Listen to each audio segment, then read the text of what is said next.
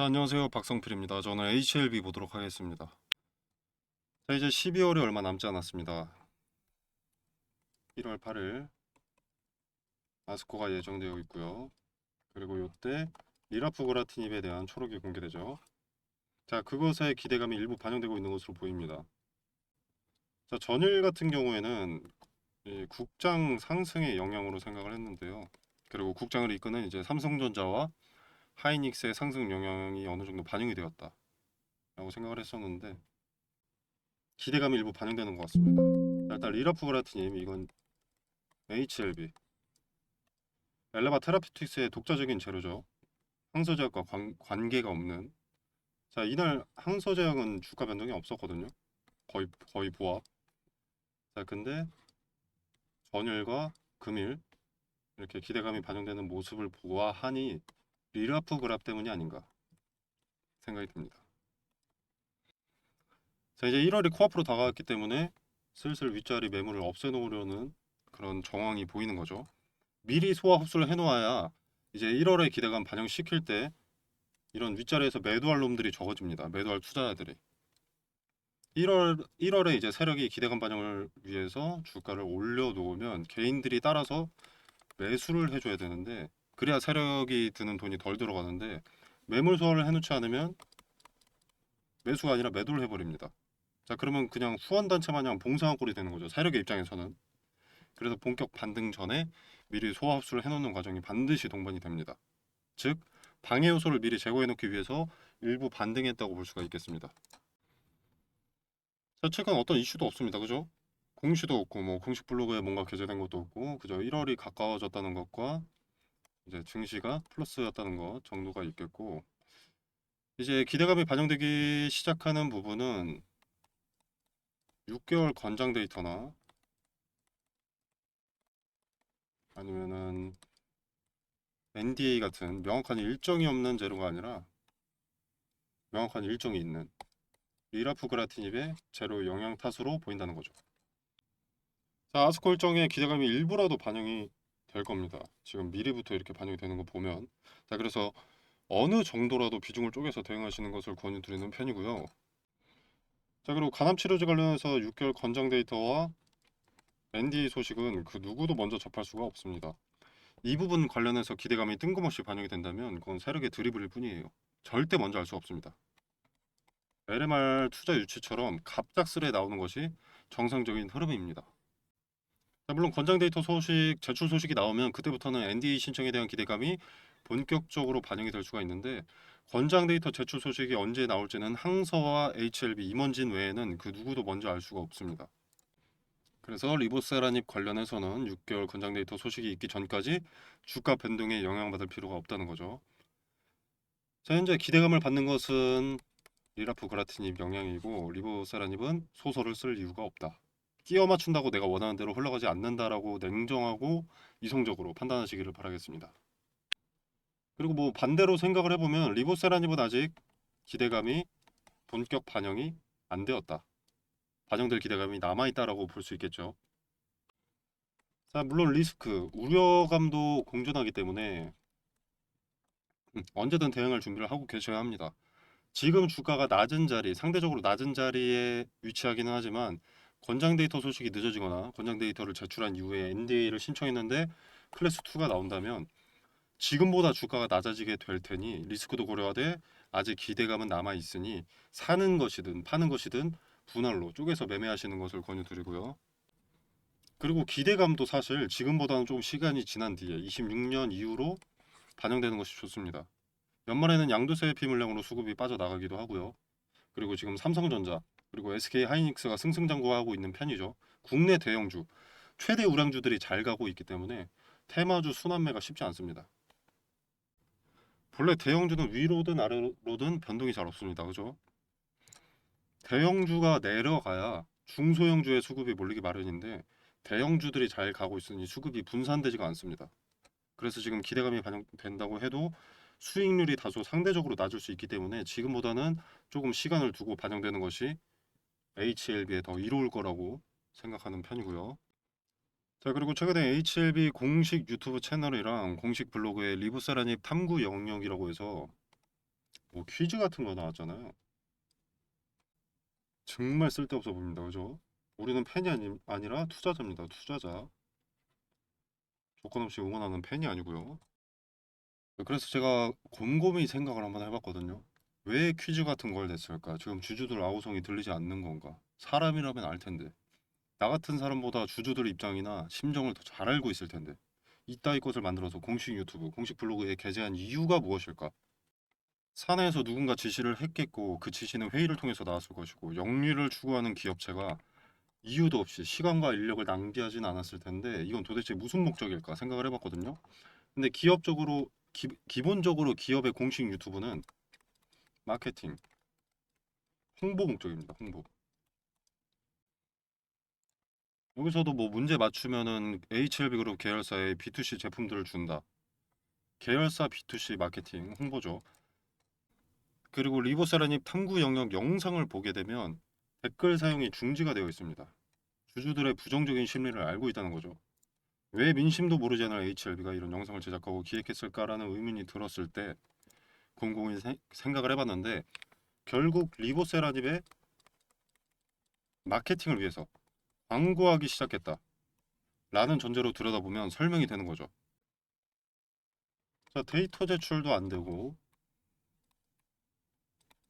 안 된 상황이고 그렇다면 NDA 신청도 현재까지는 어려운 상황의 마케팅 이게 좀 의아한데 광고는 기본적으로 상업 목적입니다. 상업적 목적 소비자의 구매를 자극하기 위함이죠. 제품, 서비스 판매 증진과 수요 자극이 핵심이고 공익 광고는 아니기 때문에 영리 목적입니다. 근데 리고세라닙을 광고하기 시작했다. 무언가 긍정적인 생각이 들기 시작합니다. 마냥 부정적으로만 보았었는데 이게 꼭 그렇지만은 않다라고 느껴지더라고요. 이 영상이. 리고세라닙 탐구 영역 그 퀴즈 영상이. 자, 물론 제 개인적인 사견일 뿐이니까 여러분은 긍정적으로도 부정적으로도 휘둘리지 않길 바라겠습니다.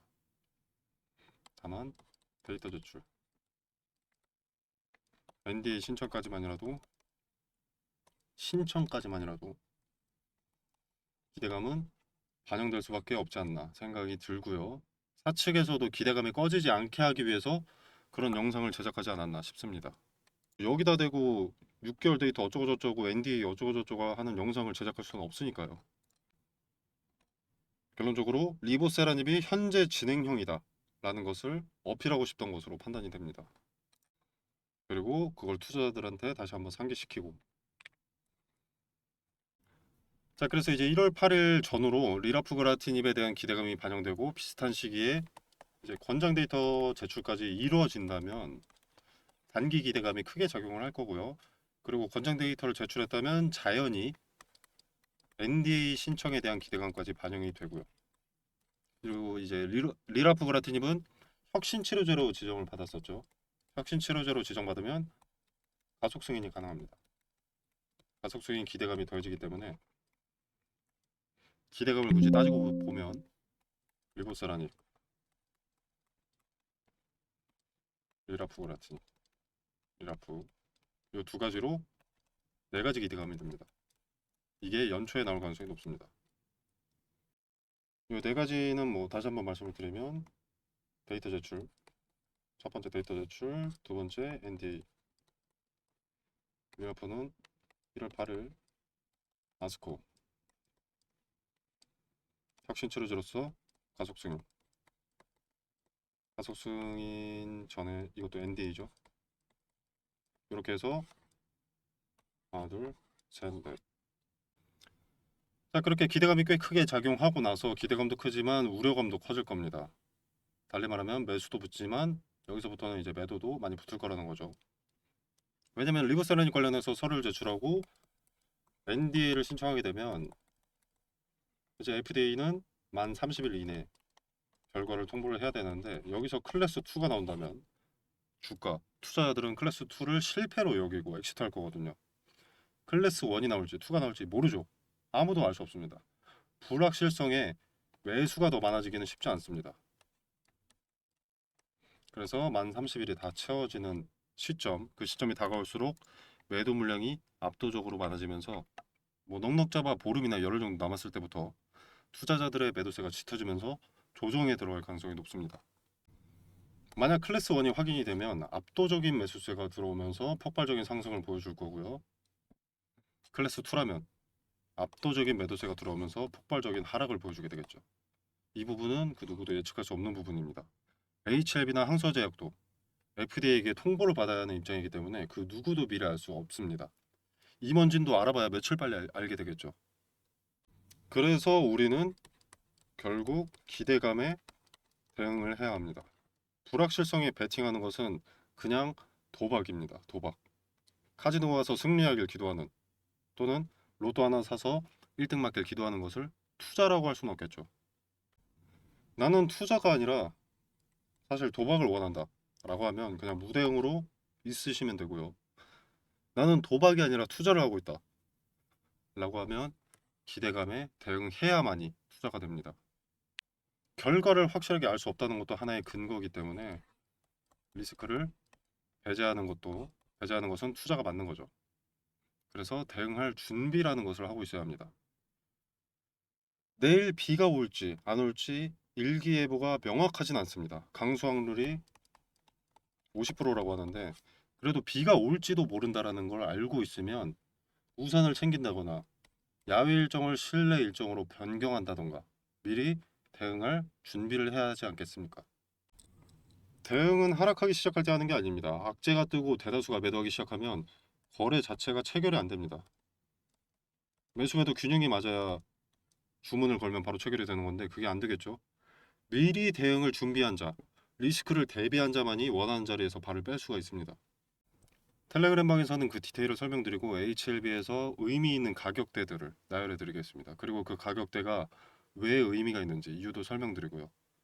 또 분할 매수나 분할 매도 타점과 그 근거도 설명드리고 하루하루 차트에 어떤 의미를 담고 있는지, 그리고 의미가 없을 때는 또 왜 없는지도 설명드리도록 하겠습니다. 그리고 하나 빼먹은 게 있는데, 자, 영상을 찍는 시점 12월 30일입니다. 근데 내일 휴정이에요. 휴정. 31일 휴정. 그리고 1월 1일은 신정이죠. 휴정. 1월 2일에 개장합니다. 주식장. 이 부분 체크하시길 바라겠고, 이제 차트 한번 보겠습니다. 보시면은 윗꼬리 달고 이제 또 매물 소화 거치고 있다고 말씀드렸죠. 자, 근데 종가가 여기에 머물러 있는 거죠. 여기. 자, 여기까지 갈 수 있었던 게 이런 매물 소화의 과정이 있었기 때문입니다. 이런. 그러니까 여기까지 오는 거죠. 딱 매물 소화가 거쳐졌던 자리까지. 자, 이때 바닥을 찍었는데 이런 의미가 있던 자리에서 박스권 하단 수차례 지지가 수렴됐던 그런 데서 지지받고 반등했습니다. 반등해서 여기까지 올라갔죠. 그럼 여기에 물려있는 매물들을 이때 소화를 했다는 겁니다. 그렇기 때문에 이 자리까지는 소화를 해놨기 때문에 오늘의 차트가 여기까지 올라갈 수 있었던 거죠. 자, 그럼 앞으로 여기까지 올라가려면 물론 여기서 한 차례 과거의 매물들로 소화를 해놨지만 여기서 또 이제 물린 매물들이 있을 수 있거든요. 자, 요것들을 소화를 해야 합니다. 그리고 이 기간부터 여기까지 오늘날까지 봤을 때 매물이 이 자리에 많습니다. 그래서 이 자리를 터치하고 여기서도 이런 흐름이 나오겠죠. 여기 부딪혔지만 많은 매물에 가로막혀서 주가가 조금 내려가서 형태가 이런 형태가 되는 거죠. 이런 과정들이 좀 몇 번 나와줘야 나중에 재료가 나왔을 때 여기서 소화를 해놨기 때문에 이렇게 올라올 수 있는 겁니다. 그리고 여기는 박스권 상단으로서 본래 저항이 상당히 강력할 수밖에 없습니다.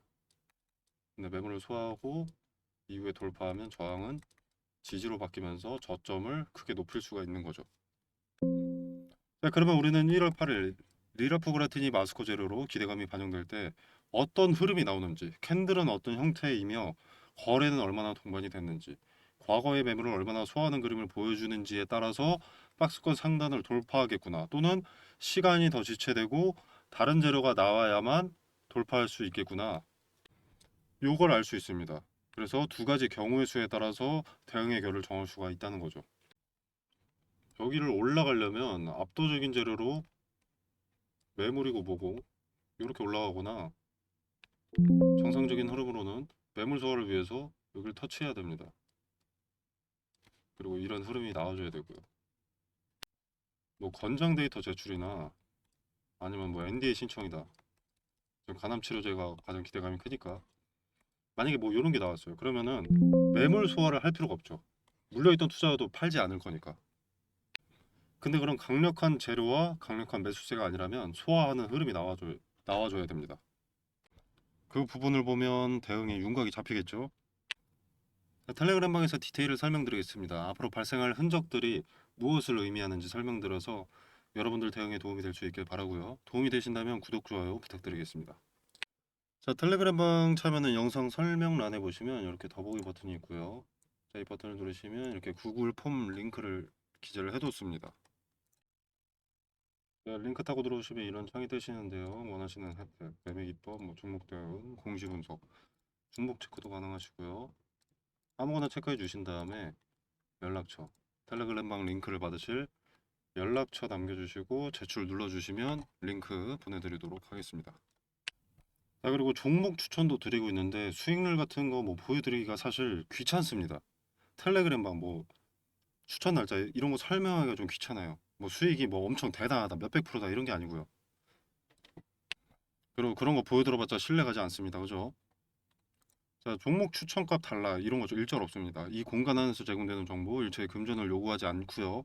입장도 퇴장도 자유로우니까 추천 종목 수익이나 뭐 추천했던 근거는 직접 두 눈으로 지켜보시고 메리트가 있어 보인다고 하면 여러분의 선택으로 투자를 해보시거나 혹은 쓸모가 없다고 판단되면 퇴장하시거나 흘려들으시면 되겠습니다. 뭘 사야 될지 모르겠다면 한번 참고해 보시면 되겠고요. 자, 이제 곧 26년입니다. 26년에는 HAB 주주분들의 기대를 충족시킬 수 있는 한 해가 되기를 바랍니다. 자, 새해 복 많이 받으시고요. 오늘 영상 여기서 마무리하겠습니다. 감사합니다.